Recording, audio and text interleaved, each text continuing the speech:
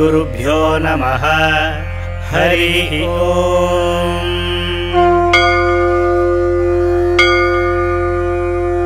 अथ श्रीराघवेन्द्रस्तोत्रम्।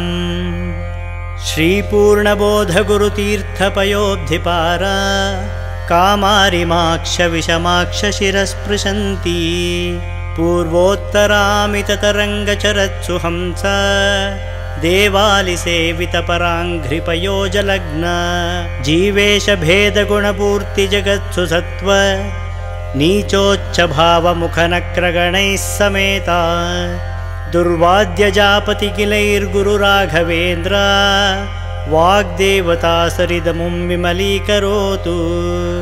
श्रीराघवेन्द्रः सकलप्रदाता स्वपादकञ्जद्वयभक्तिमद्भ्यः अघाद्रिसम्भेदनदृष्टिवज्रः क्षमासुरेन्द्रोऽवतु मां सदायम्। श्रीराघवेन्द्रो हरिपादकञ्ज निषेवणाल्लब्धसमस्तसम्पत् देवस्वभावो दिविजद्रुमोऽयम् इष्टप्रदो मे सततं स भूयात्। भव्यस्वरूपो भवदुःखतूल सङ्घाग्निचर्यः सुखधैर्यशाली समस्तदुष्टग्रहनिग्रहेशो दुरत्ययोपप्लवसिन्धुसेतुः। निरस्तदोषो निरवध्यवेशः प्रत्यर्थिमूकत्वनिधानभाषः विद्वत्परिज्ञेयमहाविशेषो वाग्वैखरी निर्जितभव्यशेषः। सन्तानसम्पत्परिशुद्धभक्तिविज्ञानवाग्देहसुपाठवादीन् दत्पा शरीरोत्थसमस्तदोषान् हत्वा सनोव्याद्गुरुराघवेन्द्रः। यत्पादोदकसञ्चयः सुरनदीमुख्यापगासादिता सङ्ख्यानुत्तमपुण्यविलसत्प्रख्यातपुण्यावहः दुस्तापत्रयनाशनो भुवि महावन्ध्यासुपुत्रप्रदो व्यङ्गस्वङ्गसमृद्धिदो ग्रहमहापापापहस्तं श्रये। यत्पादकञ्जरजसा परिभूषिताङ्गा यत्पादपद्ममधुपायितमानसाये यत्पादपद्मपरिकीर्तनजीर्णवाचस्तद्दर्शनं दुरितकाननदावभूतम्।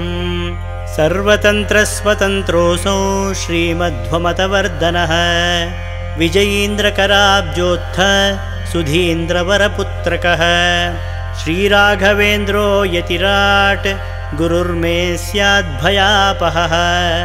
ज्ञानभक्तिसुपुत्रायुर्यशस्वी पुण्यवर्धनः प्रतिवादिजयस्वान्तभेदच्चिह्नाधरो गुरुः सर्वविद्याप्रवीणोऽन्यो राघवेन्द्रान्न विद्यते। अपरोक्षीतकृतश्रीशः समुपेक्षितभावजः अपेक्षितप्रदातान्यो राघवेन्द्रान्न विद्यते।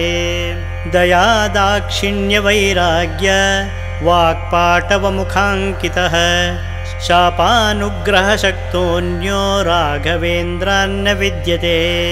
अज्ञानविस्मृतिभ्रान्ति संशयापस्मृतिक्षयाः तन्द्राकम्पवचः कौण्ठ्य मुखाये चेन्द्रियोद्भवाः दोषास्ते नाशमायान्ति राघवेन्द्रप्रसादतः। श्रीराघवेन्द्राय नमः इत्यष्टाक्षरमन्त्रतः जपिताद्भावितान्नित्यम् इष्टार्थास्युर्न संशयः। हन्तु न कायजान् दोषान् आत्मात्मीयसमुद्भवान् सर्वानपि पुमर्थांश्च ददातु गुरुरात्मवित्। इति कालत्रये नित्यं प्रार्थनां यः करोति सः इहामुत्राप्तसर्वेष्टो मोदते नात्र संशयः।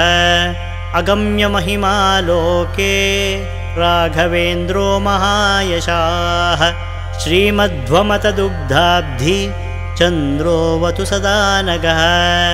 सर्वयात्राफलावाप्त्यै यथाशक्तिप्रदक्षिणं करोमि तव सिद्धस्य वृन्दावनगतं जलं शिरसा धारयाम्यद्य सर्वतीर्थफलाप्तये सर्वाभीष्टार्थसिद्ध्यर्थं नमस्कारं करोम्यहं तव संकीर्तनं वेद शास्त्रार्थज्ञानसिद्धये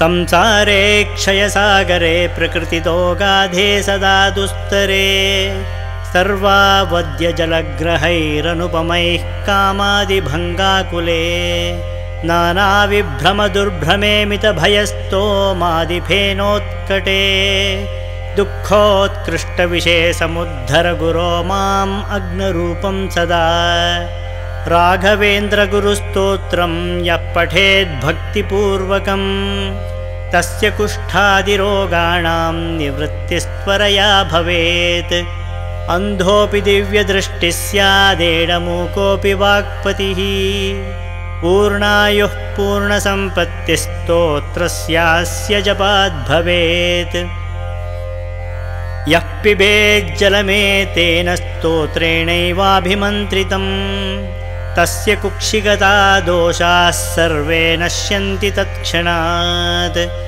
यद्वृन्दावनमासाद्य पङ्गुःखञ्जोऽपि वा जनः स्तोत्रेणानेन यः कुर्यात् प्रदक्षिणनमस्कृती स जङ्घालो भवेदेव गुरुराजप्रसादतः सोमसूर्योपरागे च पुष्यार्कादिसमागमे योऽनुत्तममिदं स्तोत्रम् अष्टोत्तरशतं जपेत् भूतप्रेतपिशाचादि पीडा तस्य न जायते एतत् स्तोत्रं समुच्चार्य गुरोर्वृन्दावनान्तिके दीपसंयोजनाज्ञानं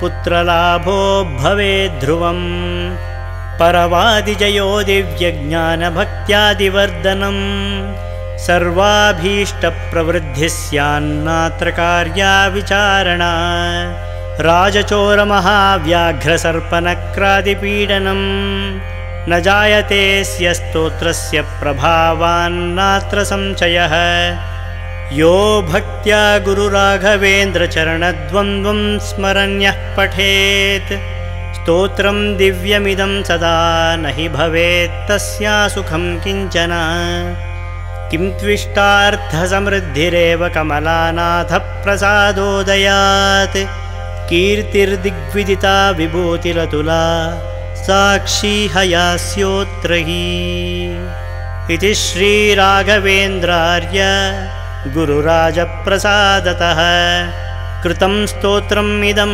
पुण्यं श्रीमद्भिर्ह्यप्पणाभिधैः पूज्याय राघवेन्द्राय सत्यधर्मरताय च भजतां कल्पवृक्षाय नमतां कामधेनवे दुर्वादिध्वान्तरवये वैष्णवेन्दीवरेन्दवे श्रीराघवेन्द्रगुरवे नमोऽत्यन्तदयालवे इति श्रीमदप्पणाचार्यविरचितं श्रीराघवेन्द्रस्तोत्रम्।